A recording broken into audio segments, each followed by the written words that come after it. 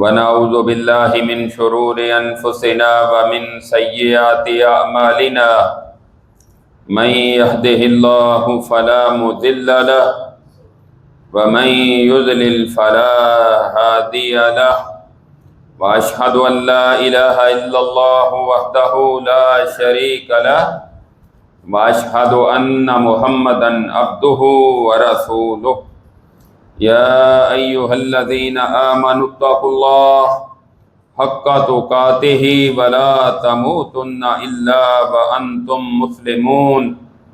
يا أيها الناس اتقوا ربكم الذي خلقكم من نفس واحدة وخلق منها زوجها وبث منهما رجالا كثيرا ونساء واتقوا الله الذي تساءلون به والأرحام إن الله كان عليكم رقيبا يا أيها الذين آمنوا اتقوا الله وقولوا قولا سديدا يصلح لكم أعمالكم ويغفر لكم ذنوبكم ومن يطع الله ورسوله فقد فاز فوزا عظيما أما بعد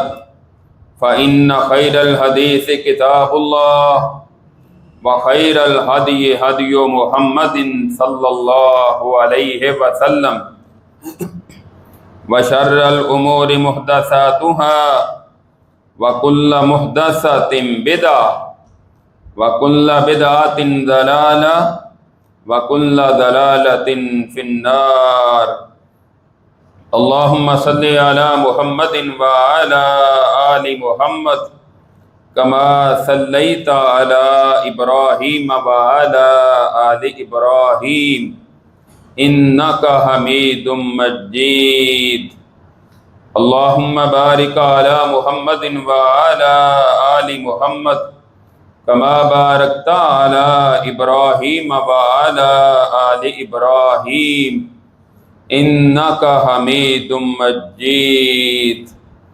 رب اشرح لي صدري ويسر لي أمري واحلل عقدة من لساني يفقهوا قولي رب زدني علما اللهم انفعنا بما علمتنا وعلمنا ما ينفعنا وزدنا علما فأعوذ بالله السميع العليم من الشيطان الرجيم بسم الله الرحمن الرحيم ولئن سألتهم ليقولن إنما كنا نخوض ونلعب قل أبالله وآياته ورسوله كنتم تستهزئون لا تعتذروا قد كفرتم بعد إيمانكم إن نعفو عن طائفة منكم نعذب طائفة بأنهم كانوا مجرمين۔ ہر قسم کی حمد و ثنا اس اللہ وحدہ لا شریک کے لیے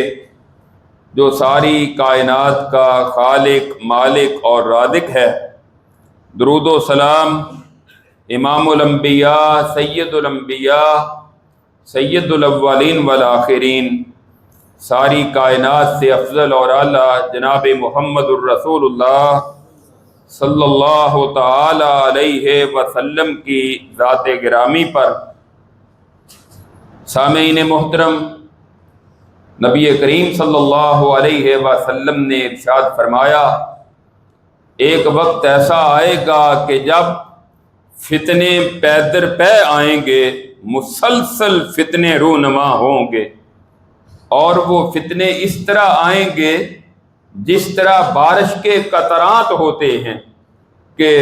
ایک کے اوپر دوسرا، دوسرے کے اوپر تیسرا، مسلسل جو ہے وہ فتنوں کا سامنا کرنا پڑے گا۔ موجودہ جس دور سے ہم گزر رہے ہیں، یقیناً یہ اسی طرح کا پرفتن دور ہے۔ ایک فتنہ ختم نہیں ہوتا، دوسرا فتنہ آ جاتا ہے۔ ایک آزمائش ابھی جاتی نہیں، دوسری آزمائش کا سامنا کرنا پڑتا ہے۔ گزشتہ ایام میں صحابہ کرام رضوان اللہ علیہم اجمعین کے حوالے سے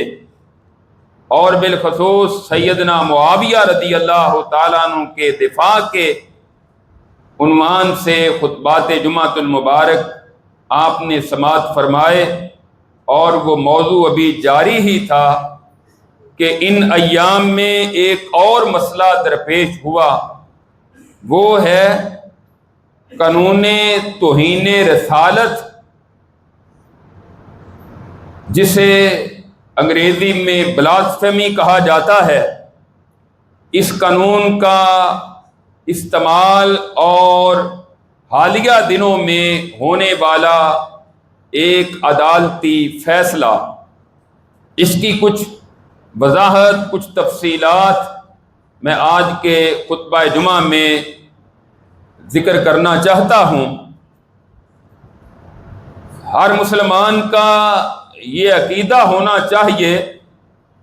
کہ اس کی ذات، اس کے بیوی بچے، اس کا مال، اس کی جائیداد، حتیٰ کہ کائنات کی ہر چیز سے بڑھ کر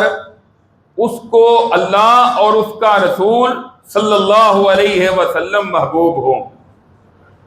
اور یہ ہمارے ایمان کا حصہ ہے۔ جب تک یہ عقیدہ نہیں بنتا اس وقت تک ایمان مکمل نہیں ہوتا۔ قرآن کریم میں بھی اللہ رب العزت نے اس بات کا تذکرہ کیا ہے کہ اہل ایمان کو اے نبی صلی اللہ علیہ وسلم آپ کہہ دیجئے، قُلْ إِنْ كَانَ آبَاؤُكُمْ وَأَبْنَاؤُكُمْ وَإِخْوَانُكُمْ وَأَزْوَاجُكُمْ وَعَشِيرَتُكُمْ وَأَمْوَالٌ اقْتَرَفْتُمُوهَا وَتِجَارَةٌ تَخْشَوْنَ كَسَادَهَا وَمَسَاكِنُ تَرْضَوْنَهَا أَحَبَّ إِلَيْكُم مِّنَ اللَّهِ وَرَسُولِهِ وَجِهَادٍ فِي سَبِيلِهِ فَتَرَبَّصُوا حَتَّى يَأْتِيَ اللَّهُ بِأَمْرِهِ وَاللَّهُ لَا يَهْدِي الْقَوْمَ الْفَاسِقِينَ۔ اے نبی صلی اللہ علیہ وسلم ان سے فرما دیجئے، اگر تمہارے ابا و اجداد، تمہارے بیٹے، تمہارے پوتے، تمہارے بھائی، تمہاری بیویاں، تمہارے خاندان اور تمہارے وہ مال جو تم کماتے ہو، اور تمہاری وہ تجارت جس کے نقصان سے تم ڈرتے ہو، اور تمہارے وہ محلات جن کو تم پسند کرتے ہو، اگر تمہیں یہ اللہ، اس کے رسول اور جہاد فی سبیل اللہ سے بڑھ کر یہ ساری چیزیں یا ان میں سے کوئی بھی محبوب ہوا، پھر انتظار کرو یہاں تک کہ اللہ کا امر آ جائے، اللہ پھر فیصلہ کر دے اور تمہیں پتہ چل جائے کہ اس کا انجام کیا ہے، اور اللہ فاسقوں کی قوم کو ہدایت نہیں دیتا۔ اس آیت مبارکہ میں اللہ تعالیٰ نے واضح کیا ہے کہ کائنات کی ہر چیز سے بڑھ کر تمہاری محبت ہو اللہ رب العزت کے ساتھ ہو، نبی کریم صلی اللہ علیہ وسلم کے ساتھ ہو، اور اللہ کے راستے میں جہاد کے ساتھ ہو۔ ان کے مقابلے میں دوسری چیزوں میں اگر تمہاری دلچسپی زیادہ ہوگی، محبت ان کی نسبت باقی چیزوں سے بڑھ کر ہوگی، دوسروں کو تم زیادہ اپنا محبوب بناؤ گے، پھر انتظار کرو کہ اللہ کا امر آ جائے اور اللہ فیصلہ کر دے۔ اور اسی طرح نبی کریم صلی اللہ علیہ وسلم کا فرمان بھی ہے، صحیح بخاری میں ہے، سیدنا انس رضی اللہ تعالی عنہ بیان کرتے ہیں، رسول اللہ صلی اللہ علیہ وسلم نے ارشاد فرمایا، لا یؤمن احدکم حتی اکون احب الیہ من والدہ وولدہ والناس اجمعین۔ لوگوں، تم میں سے کوئی اس وقت تک کامل ایمان والا نہیں ہو سکتا جب تک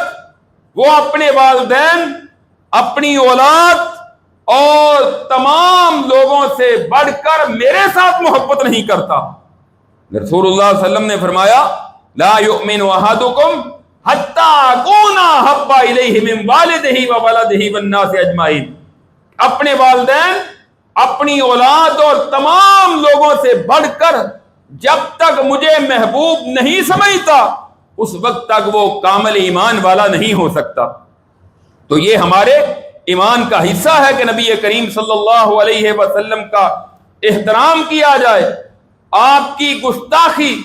آپ کی تنقیص، آپ پر تنقید، آپ کے متعلق غلط زبان استعمال کرنا یا تحریر کرنا، اشارہ ہو یا کنایا ہو یا ظاہراً ہو، یا پھر نبی کریم صلی اللہ علیہ وسلم کو مذاق بنانا، یہ اہل ایمان کا شیوا نہیں ہے، بلکہ یہ ہمیشہ سے کفار اور منافقین کا طرز عمل رہا ہے۔ نبی کریم صلی اللہ علیہ وسلم کے دور میں جن لوگوں نے یہ حرکت کی، اللہ رب العزت نے ان کو ذلیل و رسوا کیا۔ جنہوں نے آپ کی گستاخیاں کی ان کو حتیٰ کہ قتل بھی کر دیا گیا، وہ جہنم واصل بھی ہوئے۔ اور منافقین جب آپ کو مذاق کیا کرتے تھے، اللہ فرماتے ہیں اگر آپ ان سے پوچھیں گے تو یہ کہتے ہیں ہم تو بس مذاق کر رہے تھے، دل لگی کر رہے تھے۔ قل کہہ دیجئے اب اللہ و آیاتہ و رسولہ کنتم تستہزئون، او کیا تم اللہ کے ساتھ ہی مذاق کرتے ہو؟ اللہ کی آیات ہی تمہیں ملی ہے، اللہ کا رسول ہی تمہیں ملا ہے مذاق کرنے کے لیے۔ لا تعتذروا قد کفرتم بعد ایمانکم، اس طرح کے عذر اور بہانے پیش نہ کرو، تم اپنے ایمان کا دعویٰ کرنے کے بعد کافر ہو چکے ہو۔ جو اللہ کی گستاخی کرے، اس کے رسول کی گستاخی کرے، اس کی کتاب کی گستاخی کرے، گویا کہ وہ اللہ اور اس کے رسول پر ایمان نہیں لا رہا، بلکہ وہ ان سے کفر کر کے کفر کا مرتکب ہو رہا ہے۔ یہ بہت بڑا جرم ہے۔ رسول اللہ صلی اللہ علیہ وسلم کے دور میں بھی اس کو بہت بڑا جرم قرار دیا گیا، اور انڈیا اور پاکستان جب اکٹھے تھے اس وقت بھی مقدسات کی توہین کو جرم تو سمجھا جاتا تھا، لیکن اس کی باقاعدہ سزا جو بڑھائی گئی وہ 1982 میں ضیاء الحق کے دور میں یہ قانون سامنے آیا، اور پھر 1986 میں باقاعدہ ترمیم کر کے اس کی سزا جو ہے وہ بڑھائی گئی، اور اس کی سزائے موت یا عمر قید سزا مقرر کی گئی۔ اصل میں یہ جو بلاسفیمی کا قانون ہے، قانون توہین رسالت، اس کو ہماری قانون کی اصطلاح میں اس کی جو دفعہ ہے وہ ہے 295 اے، 295 بی اور 295 سی، یہ تین الگ الگ دفعات ہیں۔ 295 اے جو ہے یہ ہے شعائر اسلام کی توہین کرنا۔ شعائر اسلام کیا ہے؟ مسجد ہے شعائر اسلام میں، نماز ہے، اذان ہے، حج ہے، روزہ ہے، دیگر جو اسلام کے شعائر ہیں ان کی توہین کرنے والا، یہ اس پر دفعہ لگتی ہے 295 اے، اور اس کی سزا اب ہمارے قانون میں 10 سال قید ہے۔ دوسری ہے 295 بی، قرآن کریم کی بے حرمتی کرنا، اس کی سزا ہے عمر قید۔ اور تیسری ہے 295 سی، یہ ہے نبی کریم صلی اللہ علیہ وسلم کی گستاخی کا جو مرتکب ہو اس پر یہ دفعہ لگے گی 295 سی، اور اس کی سزا 1986 کا جو ترمیم تھی اس کے ذریعے قانون یہ بنا کہ اس کی سزائے موت ہوگی یا عمر قید ہوگی۔ پھر 1990 میں شریعت کورٹ نے یہ فیصلہ دیا کہ اس کی سزا میں جو عمر قید والی بات ہے یہ درست نہیں ہے، بلکہ توہین رسالت کی سزا صرف اور صرف سزائے موت ہے۔ اس وقت سے لے کر یہ ہمارے قانون میں شامل ہے اور آج بھی موجود ہے۔ لیکن آئے دن یہود و نصارہ کی دیکھا دیکھی ایسی حرکتیں کرنے والے کرتے رہتے ہیں کہ نبی کریم صلی اللہ علیہ وسلم کی گستاخی کرتے ہیں، کوئی صحابہ کرام کی گستاخی کرتا ہے، کوئی قرآن کی گستاخی کرتا ہے، اور ان کا مقصد کیا ہے؟ امت مسلمہ کو پریشان کرنا، امت مسلمہ کے جذبات سے کھیلنا اور ہماری نظریاتی سرحدوں کو توڑنا، جس طرح جغرافیائی سرحدوں کی حفاظت ضروری ہے، اسی طرح ہماری نظریاتی سرحدوں کی حفاظت بھی ضروری ہے۔ بہت سارے لوگ مغرب کے پیچھے لگ کر وہ اس انداز پر چل رہے ہیں کہ کبھی رسول اللہ صلی اللہ علیہ وسلم کے خاکے بنانے پر، کبھی نبی کریم صلی اللہ علیہ وسلم کی ذات پر طعن و تنقید کرنے پر اگر ان کو نہ روکا جائے، یہ الحاد کا، بے دینی کا راستہ کھلتا ہے، فکری زوال اور بے حسی کا راستہ کھلتا ہے۔ اور پھر کئی ایسے لوگ کہ جو ایسی حرکتیں کر کے، ایسی بدماشی کر کے، ان کا مقصد یہ ہوتا ہے کہ ہم یورپ کے مختلف ممالک کے ویزے حاصل کریں۔ اور کئی ایسے واقعات پاکستان کی تاریخ میں گزشتہ سالوں میں ہو چکے ہیں۔ کوئی گستاخی کرتا ہے، اس کے پیچھے یورپ کھڑا ہو جاتا ہے، مغرب کھڑا ہوتا ہے، اس کو اپنے پاس لے جاتے ہیں، اس کو وہاں کی نیشنلٹی دیتے ہیں۔ اگر اس پر بند نہ باندھا جائے، سزا نہ دی جائے، تو ملک کے حالات خراب ہو سکتے ہیں، امن و امان خراب ہوگا، اور لوگ ہر کوئی دیکھا دیکھی اس میں آگے بڑھتا جائے گا، اور وہ نبی کریم صلی اللہ علیہ وسلم کی عصمت پر ہاتھ ڈالنا شروع کر دے گا۔ لہذا یہ انتہائی ضروری ہے کہ اس قانون کو صحیح معنوں میں نافذ کیا جائے اور اس پر عمل کروایا جائے، کیونکہ یہ کوئی معمولی مسئلہ نہیں ہے، یہ تو ہمارے ایمان کا مسئلہ ہے۔ رسول اللہ صلی اللہ علیہ وسلم کی ذات پر اگر کوئی زبان کھولے، اگر کوئی ان پر الزام تراشی کرے، اگر کوئی ان کی توہین کرے، ان کی گستاخی کا مرتکب ہو، تو یہ ہمارے ایمان کا مسئلہ ہے، کوئی بھی غیرت مند مسلمان یہ برداشت نہیں کر سکتا۔ اب جو موجودہ صورتحال ہے، میں ذرا اس پر روشنی ڈالتا ہوں کہ ہوا کیا ہے کہ 2019 میں 3 مختلف لوگوں نے سوشل میڈیا پر واٹس ایپ گروپس بنا کر ان میں نبی کریم صلی اللہ علیہ وسلم کی گستاخی والا مواد نشر کرنا شروع کیا، حتیٰ کہ چلتے چلتے 3 سالوں میں یہ 3000 تک چلا گیا۔ اس وقت کچھ دینی وکلاء نے اور دین کا جذبہ رکھنے والے مسلمانوں نے، انہوں نے اپنا گروپ بنایا اور اس طرح کا سارا مواد جمع کرنا شروع کر دیا، اور پھر ان پر ثبوت کے ساتھ، دلائل کے ساتھ ان کا ویڈیو ریکارڈ جمع کرنے کے بعد عدالتوں میں جا کر ان کے خلاف مقدمات کروائے۔ 400 سے زیادہ افراد گرفتار ہوئے جن پر توہین رسالت کا جرم ثابت ہوا، عدالتوں میں ان کو سزائیں دی گئی۔ دوسری طرف جب وہ بے دین طبقہ اور بے دین طبقے کی اس وقت پاکستان میں جو قیادت کر رہی ہے، پہلے ایک عورت تھی آسمہ جہانگیر، جو ہر معاملے میں اسلام کے خلاف بکواس کیا کرتی تھی اور اس کی ساری زندگی اسلام کے خلاف بکواس کرتے ہوئے گزری۔ اب ایک اور پیدا ہو گئی ہے، وہ ہے شیری مزاری، جو گزشتہ دور میں ایک وفاقی وزیر تھی، اس کی بیٹی ایمان مزاری، جو اپنے آپ کو لوگ انسانوں کے حقوق کا نمائندہ سمجھتی ہے اور ایک وکیل کا درجہ امریکہ سے پڑھ کر آئی، اپنے آپ کو ٹرانسجینڈر کر کے ہم جنس پرستی کا شکار بننے والی اور ہونے والی، وہ جو ہے اس نے اب اس بے دین لوگوں کا پرچم اٹھایا اور عدالت میں یہ جواب دیا کہ یہ کچھ لوگ اپنے مفادات کے لیے،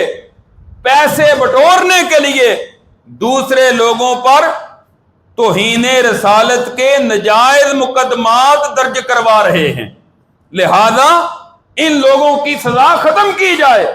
جن کو توہین رسالت کے جرم میں سزا دی گئی ہے۔ اسلام آباد کی ہائی کورٹ میں یہ مقدمہ چلا، حالانکہ اس کی یہ بات بالکل بے بنیاد، کیوں کہ جن پر مقدمہ درج ہوئے ہیں، مقدمہ ویسے درج نہیں ہوتا، اس کی باقاعدہ طور پر انکوائری ہوتی ہے، تفتیش ہوتی ہے،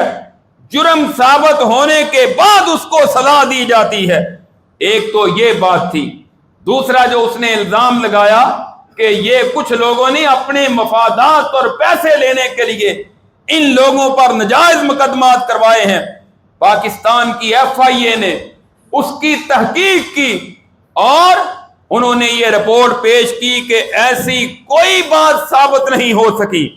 کہ کسی نے نجائز طور پر ان پر مقدمات کرائے ہوں۔ یہ مقدمات بالکل صحیح ہیں،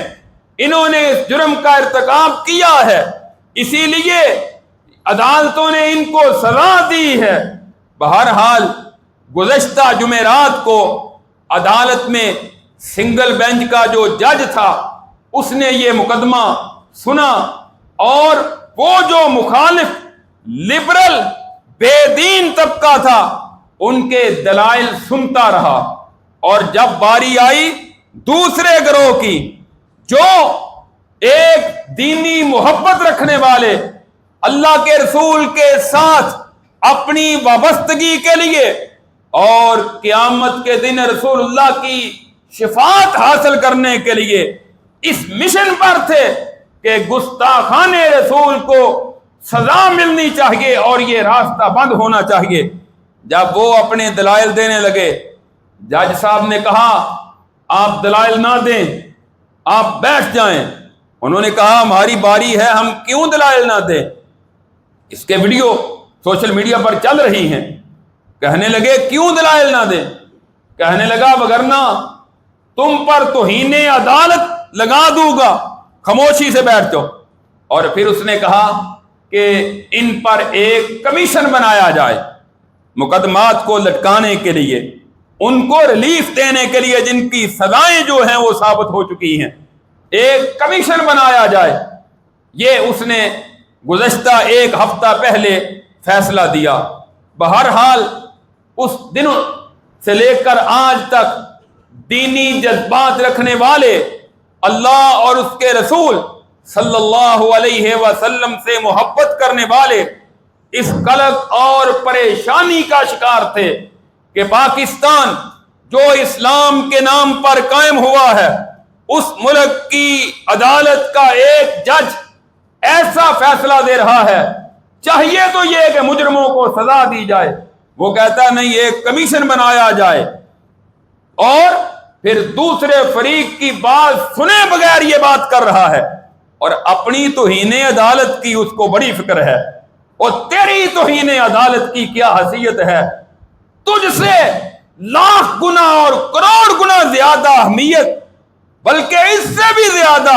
کائنات کے امام جناب محمد الرسول اللہ صلی اللہ علیہ وسلم کی عظمت کی بات ہے۔ ان کی توہین رسالت کی تجھے کوئی پرواہ نہیں، اور تجھے توہین عدالت کی تکلیف ہوتی ہے کہ میرے سامنے کو کھڑا ہو کر بات نہ کرے۔ بہرحال انہوں نے دوبارہ اپیل کی، اور کل یہ ڈویژن بینچ جو ہے انٹرا کورٹ کا، انہوں نے دوبارہ یہ مقدمہ سنا، اور الحمدللہ انہوں نے گزشتہ ہفتے اس کے کمیشن بنانے والے فیصلے کو معطل کر دیا۔ یہ اچھی خبر ہے، اور یہ آج کی اخبارات میں واضح ہے، یہ ساری چیزیں موجود ہیں۔ انہوں نے کہا کہ اس کا فیصلہ ہم معطل کرتے ہیں، ایک جج کا، سنگل بینچ کا، ڈویژن بینچ نے، اسلام آباد کی ہائی کورٹ کے جو جج ہیں انہوں نے اس کا فیصلہ معطل کر دیا ہے، اور باقی انہوں نے کہا کہ اب یہ جو ایک ماہ کی عدالتی تعطیلات چھٹیاں ہیں ان کے بعد دوبارہ ہم اس کی سماعت کریں گے۔ اللہ کرے کہ وہ میرٹ پر انصاف کے مطابق عدل کرتے ہوئے ان لوگوں کو سزائے موت تک پہنچائیں جو رسول اللہ صلی اللہ علیہ وسلم کی توہین کرنے کے مرتکب ہوئے ہیں۔ اور وہ 3 لوگ جنہوں نے سوشل میڈیا پر اس کام کا آغاز کیا تھا وہ تینوں گرفتار ہوئے۔ پاکستان کی ایجنسیوں نے یہ اہم کردار ادا کیا، جنہوں نے مثبت کردار ادا کیا، ہم ان کو خراج تحسین پیش کرتے ہیں کہ تم نے بہت اچھا کردار ادا کیا، اور جنہوں نے تفتیش کر کے میرٹ پر عدل و انصاف کے دامن کو تھامتے ہوئے ان کو سزائیں دی، ان کو بھی خراج تحسین پیش کرتے ہیں۔ لیکن گزشتہ ہفتے والے جج کے فیصلے کی ہم مذمت کرتے ہیں کہ تیرے پاس کیا اختیار ہے، تو تحقیق کر ان کی اگر تو کرنا چاہتا ہے، لیکن یہ کیا ہے کہ ان کی سزاؤں کو ختم کر دیا جائے اور ایک نئی ڈگر پر مقدمے کو لگا دیا جائے۔ یہ انداز درست نہیں ہے۔ الحمدللہ یہ کام ٹھیک ہوا، اور دوسری طرف سے جو بہانے بنائے جاتے ہیں اس میں ایک تو یہ ہے جناب، آزادی اظہار رائے پر پابندی نہیں لگائی جا سکتی۔ آزادی اظہار رائے کیا ہے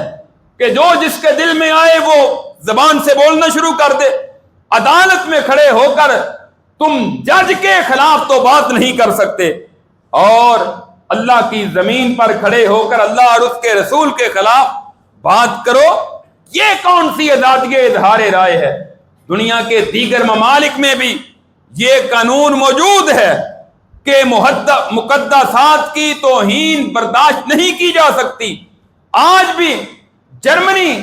اٹلی اور دیگر کئی ممالک میں یہ قانون موجود ہے، بلکہ کچھ پیچھے چلے جائیں، برطانیہ میں بھی توہین رسالت کا قانون موجود تھا، اور حضرت عیسیٰ علیہ السلام کی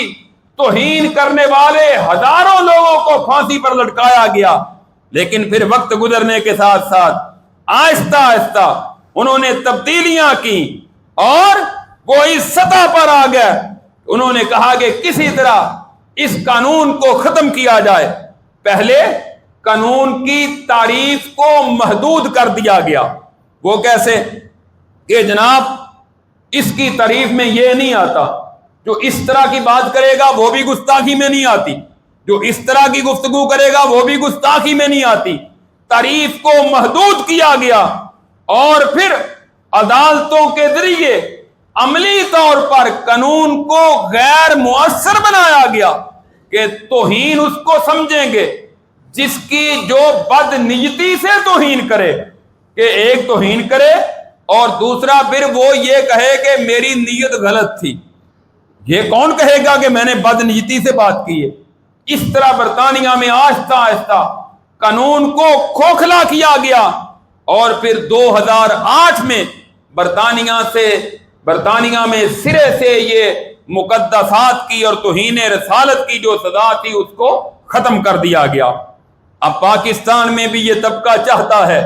ایسے ہی کیا جائے، اس کے لیے کبھی کوئی بہانہ بناتے ہیں، کبھی کوئی عذر تراشتے ہیں، کبھی یہ کہتے ہیں۔ لوگ اپنی مخالفت کے لیے دوسروں پر ناجائز طور پر الزام لگا دیتے ہیں توہین رسالت کا، لہذا یہ قانون ختم کیا جائے۔ بتلائیے کون سا قانون ہے کہ جس کا غلط استعمال نہیں ہوتا؟ ڈکیتی کا قانون ہو، چوری کا ہو، بدکاری کا ہو، کیا ان قوانین کا غلط استعمال نہیں ہوتا؟ غلط استعمال ہوتا ہے۔ اب اس کا حل کیا ہے؟ آپ انویسٹیگیشن میں شفافیت لائیں، دلائل کو پرکھیں، تاکہ کسی کو غلط سزا نہ ملے، مجرم کو سزا ملے۔ یا اس کا حل یہ ہے کہ چوری اور ڈکیتی کا قانون ہی ختم کر دیا جائے، کھلی آزادی دے دی جائے کہ جس طرح مرضی کو دندناتا پھر؟ یہ کون سی عقل مندی اور سمجھداری ہے؟ قانون کا غلط استعمال روکنا ٹھیک ہے، غلط استعمال نہیں ہونا چاہیے۔ ہم بھی یہ کہتے ہیں کہ قانون کا غلط استعمال نہ ہو، لیکن اس کا یہ مطلب نہیں ہے کہ قانون کو سرے سے ختم ہی کر دیا جائے۔ یہ اب یہی چاہ رہے ہیں ہمارے پاکستان کا لبرل طبقہ، بے دین طبقہ، ملحد طبقہ، اور ان کے پیچھے یورپ اور مغرب کے اسلام دشمن طاقتیں۔ وہ یہ چاہتی ہیں کہ پاکستان سے توہین رسالت کا جو قانون ہے اس کو ختم کر دیا جائے۔ لیکن یہ بات یاد رکھیں، اللہ کے فضل و کرم سے انشاءاللہ جب تک اہل ایمان کا ایک بچہ بھی زندہ ہے، اہل توحید، اہل حدیث، اہل سنت زندہ ہیں، رسول اللہ کی عصمت پر آنچ نہیں آنے دیں گے انشاءاللہ۔ اور اگر قانون توہین رسالت کو 295 کو ختم کرنے کی طرف جائے گا، ہم انشاءاللہ ان کے آگے بند باندھیں گے اور قانون کے دائرے میں رہتے ہوئے اپنا احتجاجی حق جو ہے وہ اختیار کر سکتے ہیں۔ اس پر کون پابندی لگا سکتا ہے؟ ہم بھی یہ کہتے ہیں قانون کو کوئی ہاتھ میں نہ لے۔ اگر آپ نے کسی کو جرم کرتے ہوئے دیکھا ہے، اس کا یہ مطلب نہیں کہ آپ خود ہی سزا دینی شروع کر دیں، جس طرح بلوچستان میں یہ ہوا ہے چند دن پہلے، بڑا ہائی لائٹ ہوا مقدمہ کہ ایک عورت کو خود ہی انہوں نے گولیاں مار کر اس کو ختم کر دیا اور اب وہ گرفتار ہوئے۔ ہم یہ کہتے ہیں جرم کسی طرح کا بھی ہو، کسی بندے کو قانون ہاتھ میں لینے کا اختیار نہیں ہے، بلکہ وہ پراپر طور پر انتظامیہ، پولیس، عدالتیں موجود ہیں، ان کے ذریعے اس کو گرفتار کرایا جائے۔ آپ کے پاس جو ثبوت، جو پروف ہیں، وہ وہاں مہیا کیے جائیں، شہادتیں موجود ہیں وہ دی جائیں اور عدالت کے تھرو مجرم کو سزا دی جائے۔ ہمارا بھی یہی مطالبہ ہے۔ یہ انداز غلط ہے، بعض جگہ غلط استعمال ہوتا بھی ہے کہ دیکھا جس طرح یہ سیالکوٹ میں ایک سری لنکا کے ایک شخص کو لوگوں نے کہا کہ اس نے ایک اوراق مقدس ہے ان کی توہین کی اور اس کو مار کر وہاں ہی قتل کر دیا گیا۔ یہ انداز درست نہیں ہے، یہ طریقہ درست نہیں ہے۔ ایک غیر مسلم ہے، پتہ ہی نہیں، ممکن ہے کہ وہ مقدس ورقے کا اس کو علم ہی نہ ہو کہ اس پر کیا لکھا ہوا ہے۔ ہندی زبان میں اگر کوئی اچھی بات لکھی ہوئی ہو تو اردو پڑھنے والے کو کیا پتا چلے گا کہ کیا لکھا ہوا ہے؟ ممکن ہے اگر اس نے جان بوجھ کر بھی جرم کا ارتکاب کیا ہے، تمہاری عدالتیں موجود ہیں، پولیس موجود ہے، انتظامیہ موجود ہے، اس کے ذریعے اس قانون کو نافذ کیا جائے، ان پر دباؤ ڈالا جائے اور کبھی بھی قانون ہاتھ میں نہ لیا جائے۔ اب چور کی سزا اسلام میں کیا مقرر ہے کہ اس کا ہاتھ کاٹ دیا جائے۔ اگر آپ چور کو پکڑ لیتے ہیں، 1 کروڑ کی اس نے چوری کی ہے، اب کیا آپ اس کا ہاتھ کاٹ دیں گے؟ آپ کو اسلام یہ اجازت نہیں دیتا کہ اس کا ہاتھ کاٹ دیں۔ ملک کا قانون ہونا چاہیے، اسلامی قانون کا نفاذ ہونا چاہیے،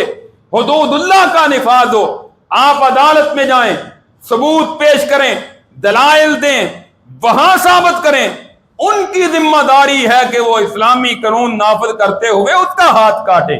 یہ میری اور آپ کی ذمہ داری نہیں ہے۔ اگر اس طرح ہو، ہر بندہ دوسرے پر الزام تراشی لگا کر کے اور قانون کے پاس جانے کی بجائے، قانون نافذ کرنے والوں کے پاس جانے کی بجائے خود ہی فیصلے کرنے شروع کر دے، پھر تو امن و امان قائم نہیں رہ سکتا، پھر تو فتنہ فساد برپا ہو جائے گا، پھر تو حالات خراب ہو جائیں گے، پھر تو ہر طرف صورتحال جو ہے وہ گمبھیر ہو جائے گی۔ لہذا ہم بھی یہی کہتے ہیں کہ یہ انداز درست نہیں ہے، لیکن لبرل طبقے کی جو طرح طرح کی فضولیات اور ان کی غلط چیزیں اور ان کی بے بنیاد اور دین کی مخالفت والی باتیں ہیں، ان سے بھی متاثر ہو کر پاکستان کی عوام کو یا عدلیہ کو یا سیاست دانوں کو ان سے متاثر ہو کر گستاخان رسول کے لیے کوئی نرمی نہیں برتنی چاہیے، کوئی ان کو رعایت نہیں دینی چاہیے۔ وہ رو عبد الرحیم وکیل اور دیگر ان کے ساتھ جو ہیں، انہوں نے یقیناً ذمہ داری کا ثبوت دیا ہے کہ 3 سالوں میں انہوں نے ان کا مواد جمع کیا اور پھر ان کے خلاف مقدمات بنوائے اور پھر ان کو گرفتار کروایا، اور پاکستان کے اداروں نے اس حقیقت کو تسلیم کیا کہ واقعتاً وہ مجرم ہے۔ جب مجرم ہے تو پھر قانون کے مطابق سزا دی جائے، پھر نیا راستہ کھولنے کی کیا ضرورت ہے؟ یہ ہے قانون توہین رسالت اور موجودہ صورتحال۔ اللہ رب العزت نے بھی قرآن کریم میں اسی بات کا ذکر کیا ہے کہ یہ کہتے ہیں ہم نے مذاق کیا، اللہ کہتے ہیں کیا تمہیں مذاق کرنے کے لیے اللہ ہی ملا ہے؟ وہ اللہ کی آیات ہی ملی ہیں، اللہ کے رسول کے ساتھ ہی تم مذاق کرو گے۔ اور دوسرے مقام پر فرمایا ان الذین یؤذون اللہ ورسولہ لعنہم اللہ فی الدنیا والآخرہ وأعد لهم عذابا مہینا۔ بے شک وہ لوگ جنہوں نے اللہ اور اس کے رسول کو اذیت دی، جو اللہ اور اس کے رسول کو اذیت دیتے ہیں، اللہ نے دنیا میں بھی ان پر لعنت کی ہے، آخرت میں بھی ان پر لعنت کی ہے، اور اللہ نے ان کے لیے رسوا کرنے والا عذاب تیار کر رکھا ہے۔ اور سورہ احزاب میں بھی اللہ رب العزت نے منافقین کو یہ تنبیہ کی، اگر یہ منافق باز نہ آئے اے میرے نبی پھر ہم آپ کو ان پر اختیار دیں گے اور آپ ان کو کاٹ کے رکھ دیں گے گاجر مولی کی طرح۔ جو اسلام پر، جو پیغمبر اسلام پر، جو دین پر اعتراض کریں گے اور دین کی بے حرمتی کریں گے، ان کے لیے کوئی نرمی نہیں ہے۔ اللہ رب العزت سے دعا ہے اللہ رب العزت ہمیں نبی کریم صلی اللہ علیہ وسلم سے سچی محبت نصیب فرمائے۔ اللہ ہمیں آپ کے طریقے کے مطابق زندگی بسر کرنے کی توفیق عطا فرمائے، اور جو آپ کی گستاخی کرتے ہیں اللہ ان کو عبرت ناک سزا دے اور لوگوں کے لیے ان کو عبرت ناک انجام پر پہنچا دے، تاکہ آئندہ پھر کسی کو جرت نہ ہو کہ رسول اللہ صلی اللہ علیہ وسلم کی گستاخی کا ارتکاب کر سکے۔ اور اللہ ہمارے حکمرانوں کو، ہماری عدالتوں کو، قانون نافذ کرنے والے اداروں کو بھی محبت رسول کا ثبوت دیتے ہوئے اپنی ذمہ داریاں صحیح معنوں میں ادا کرنے کی توفیق عطا فرمائے۔ آخر دعوانا الحمدللہ رب العالمین۔